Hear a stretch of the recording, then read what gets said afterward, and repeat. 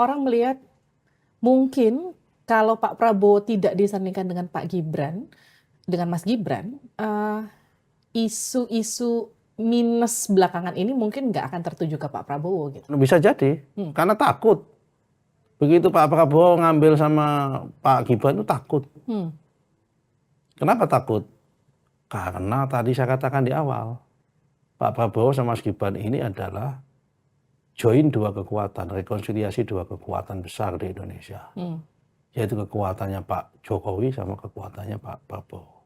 Ini menyatu jadi satu untuk menatap masa depan. Gus, gimana yakin Gus Pak Prabowo dan Mas Gibran akan menang mengungguli Ganjar Mahfud dan juga Anies Imin?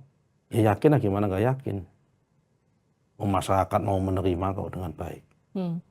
Programnya lebih konkret dibanding yang lain. Oke. Programnya lebih konkret, Mbak. Isunya lebih konkret yang ditawarkan kepada masyarakat. Apa itu? Rekonsiliasi. Nomor 2, keberlanjutan plus. Apa yang sudah baik di dalam diri pembangunan Pak Jokowi, kita lanjutkan. Bangsa Indonesia ini yang dibutuhkan hari ini itu. Dia butuh rekonsiliasi, nggak mau ribut-ribut. Oke. Karena nggak pengen ribut, maka butuh rekonsiliasi. Dan rekonsiliasi kekuatan politik paling besar di Indonesia ini adalah pendukungnya Pak Jokowi sama pendukungnya Pak Prabowo.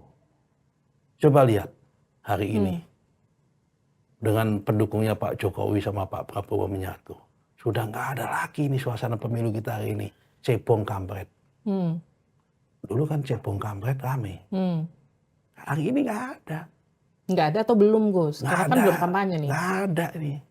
Nggak ada tanda-tandanya cebongnya kabur, kampretnya kabur. Kenapa? Karena dua kekuatan ini nggak mau diadu domba. Ya kan?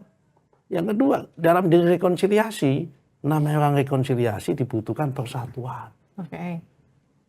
Ya kan, namanya persatuan dibutuhkan kegotong royongan. Ini menjadi modal sosial, modal dasar yang luar biasa. Nomor 2, isu keberlanjutan. Apa yang sudah baik dalam Pak Jokowi dilanjutkan. Hilirisasi dilanjutkan. Ada berani.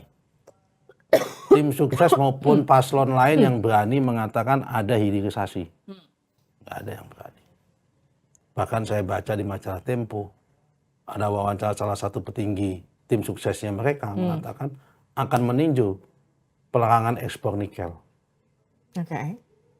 Kan akan mengembalikan kita menjadi negara natural base, bukan lagi negara industri.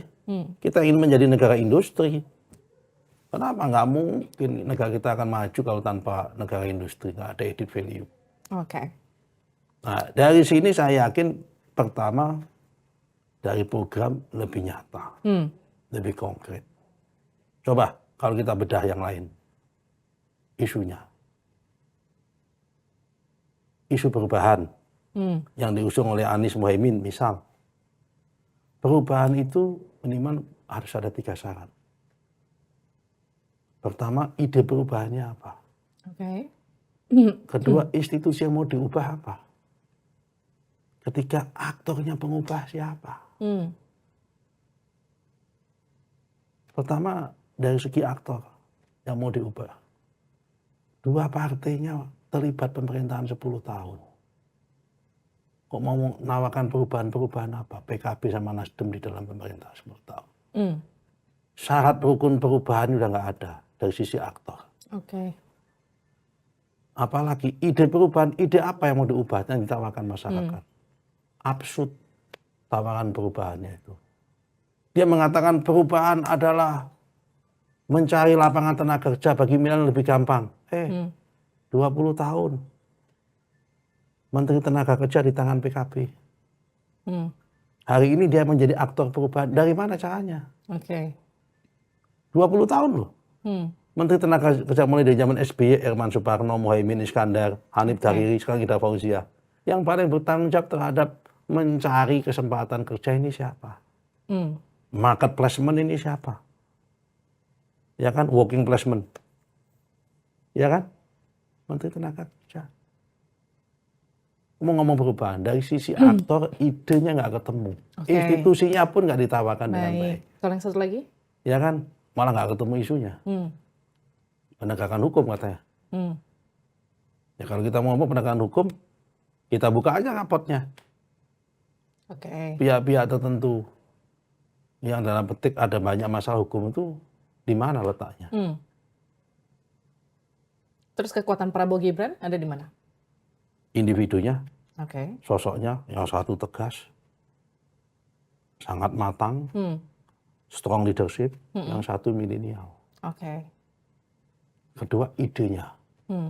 program yang ditawarkan, konkret.